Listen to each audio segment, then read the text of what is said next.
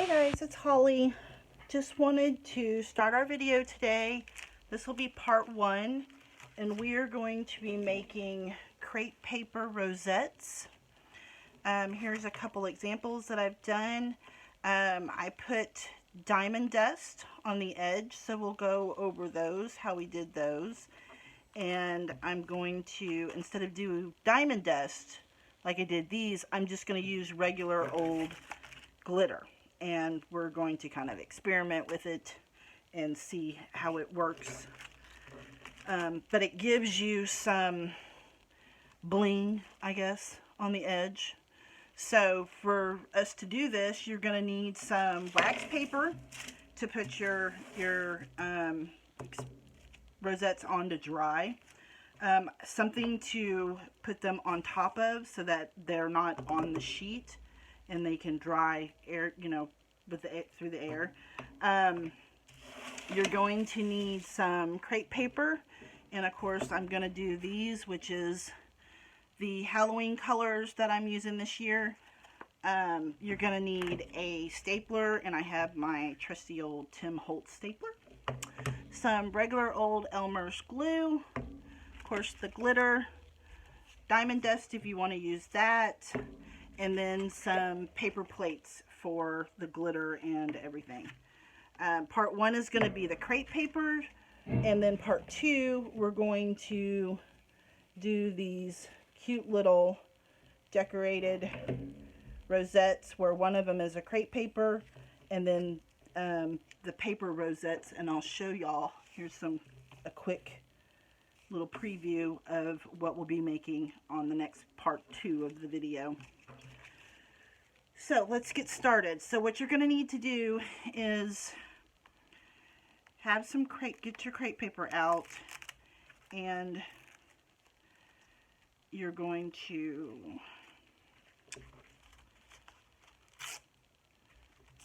get you, I don't ever take mine apart, I just unravel what I need. So what you're going to end up doing is you're going to end up pinching the crepe paper, and you're going to bring it over to the middle, like where my thumbs are, and then crease. That's how I do it. And then you're going to basically just go around in a circle, but each time bringing the bottom of the crease, and try to keep your creases the same size. Doesn't always work, but you try your best. The bottom part of the crease will come down. Black is probably not the best color to use, but it's what was on top. So let's just continue to go around, and you basically crease, fold and crease, and then turn it as you do it. And it does take time, guys. This is not something that I learned quickly. I had to play with it and kind of, I basically sat, while John was doing his cancer treatments, I sat in the truck, and I learned how to do them. The first time I sat in front of the TV when I was watching sitcoms. So you basically go all the way around until you come up to your end piece. And then you take your trusty little stapler and you staple right in the middle, in between. And sometimes it gets off, sometimes it doesn't, so you have to flip it over, is what I do, and then I do it a second one with it being flipped over to where I know I've got them all. And then you just cut the excess off at an angle, is how I do it. And then you can trim it to where it, looks more like a circle. These I did double. So I went around twice. Or you can stop at one and then make single ones and stack them on top of each other. So I'm going to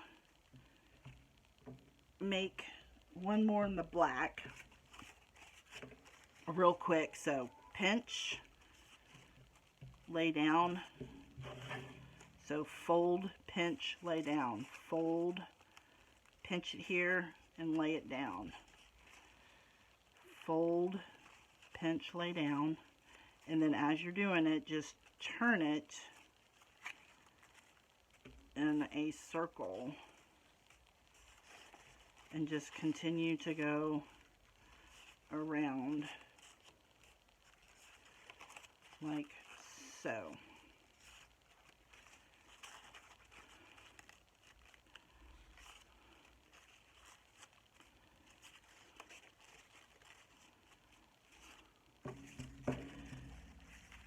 I find it easier if you keep the roll unrolled for probably about 12 inches. Makes it easier to grab. And so we're going to staple.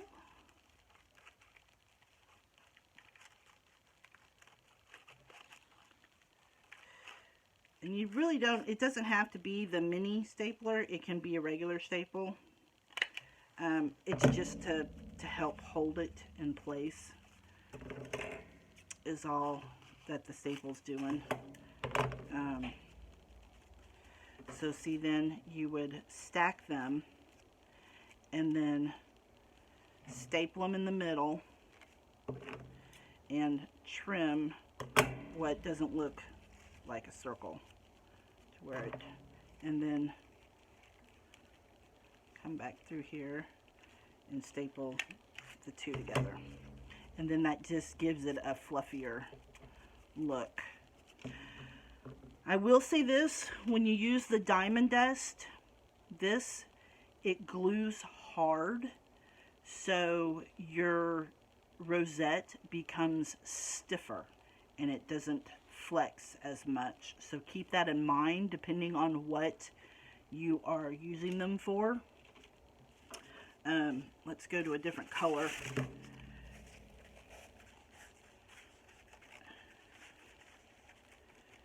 The black is probably too hard to see. Let's go with the orange.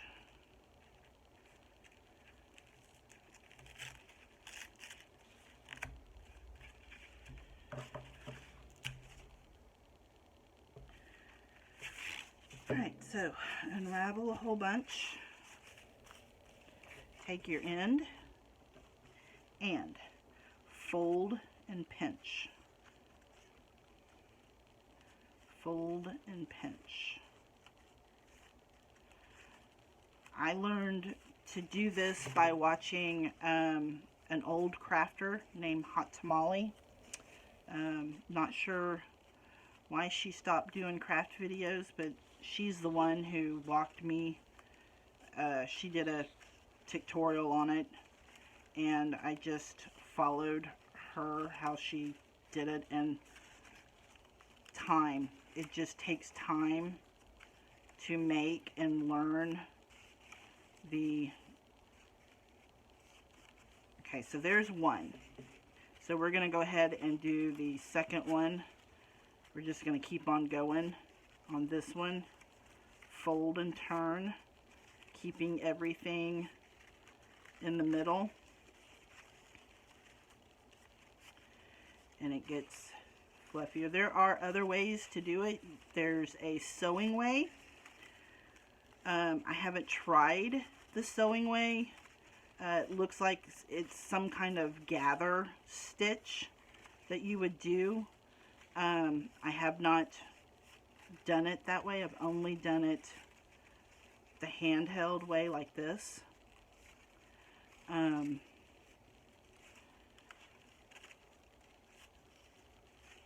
So if you just can't figure it out, there are other ways. Get on YouTube and just type in crepe paper rosette tutorials, and there's a lot of them out there that show the different ways. And see, that one is is fluffier. And then we'll do one more in the purple. And then we'll go on to putting the glitter on. So, again, once again, fold and pinch. Fold and pinch.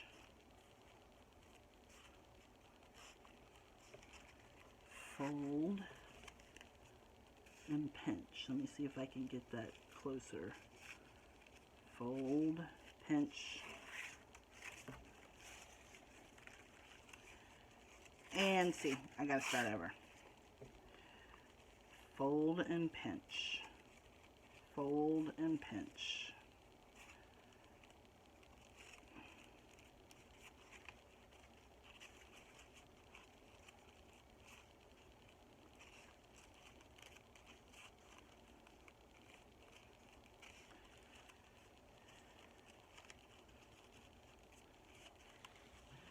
When I first started making them, I would do them in 2 pieces. I couldn't wrap my head around doing the circle. it just wasn't there. And so what I would do is I would do semicircles and then put them side by side and staple them that way. And until I sat down one day and said, I'm going to do this. And I did. I just sat down and started doing them, and then it becomes second nature now when I need them. I've probably made a few hundred between swaps and wishes for, you know, other people. Alright, so we're going to stop there.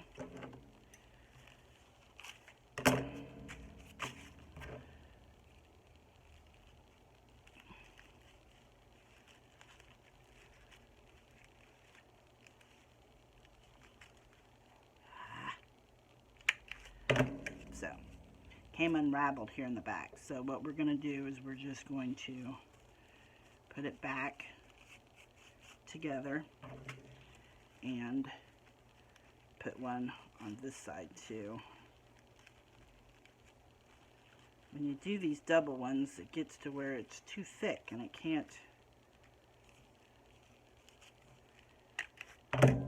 can't go through the space here on the stapler.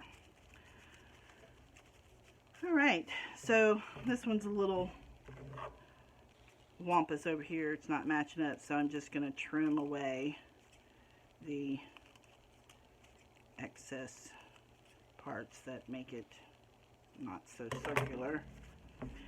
I've seen people where they have used dies on these after they do them, where you can do a circle or a pumpkin or all kinds of dies, heart dies you can do once you have done them. I would suggest that you only use it in a die cutting, hand crank die cutting machine. I wouldn't put this on a Cricut or a Silhouette because I don't think it would work. Alright, so the next thing is we're going to get the glue and the glitter, and I just put some glue on the paper plate.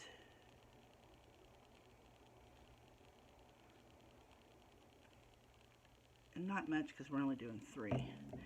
And then I basically take my glitters and try to find one that matches the best with it.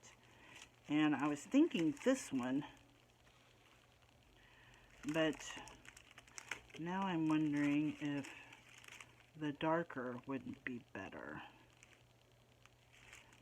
Yeah, we'll just stick with this one. So, you put the glitter on the paper plate. And it's just a matter of rolling the rosette in the glue like this to where it just gets on the edges, see, of the rosette, and you get enough glue around, and then you just dip it in the glitter. And I mean, glitter is glitter. I know a lot of people don't like glitter. I'm a bling kind of girl. It's funny because I don't like wearing bling, except for like in my baseball hats or my tennis visors, or on my flip-flops. Some shirts I have bling in, but as far as jewelry and stuff, I'm not a bling person. But boy howdy, I like bling on my crafts. I know, I'm strange. Most people don't like playing with glitter. I think it has to do with my cheerleading years in high school. We liked glitter. Alright, so just coat it on up. Shake off the excess onto the plate, and then put it on your wax paper, which I'm going to put mine off to the side. And then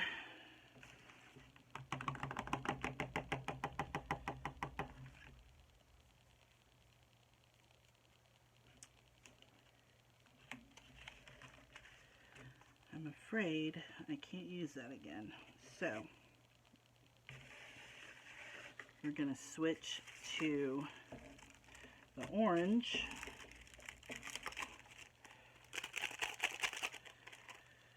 And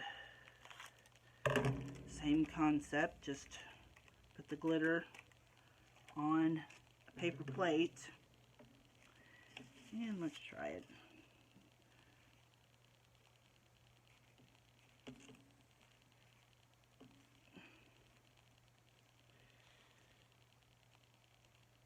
Get it on the ruffles. That's what makes it look so pretty. Just getting it on the ends of the ruffles. Just gives it a little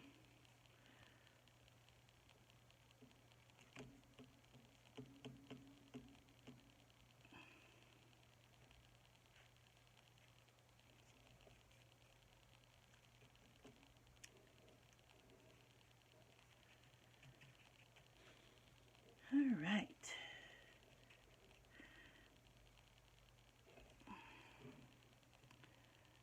See how it's doing? And just on the edges.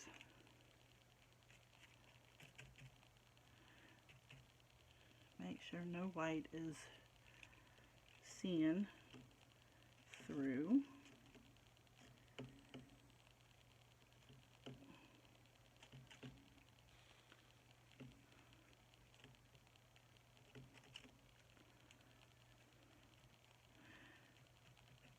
And I just got these packages of glitter at the dollar store. Since I don't use glitter all that often, I don't save it. See how that looks? That looks really coated. And see how it gives it a little bit of bling on the edges here. So we'll put this one off to the side. I don't save my glitter. So once I open it, and this one's going to be some chunky glitter, so I'm not sure how this one's going to work. I won't save this just because I don't have any baggies or anything to put it back in. And for the black, we're going to use new glue, just because It's chunky and I don't know how this is going to work. So, same thing. Do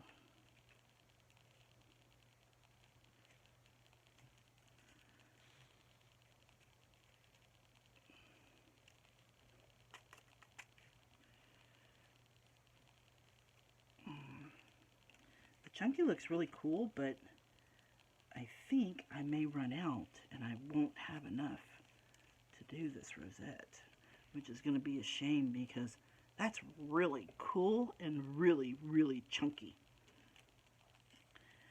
And you know how we are. Tanya and I and Misty all believe that the more chunky the better it is. Alright. So,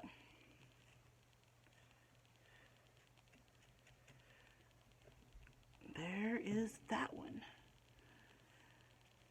So this is going to conclude our paper rosettes, part 1 of the rosettes.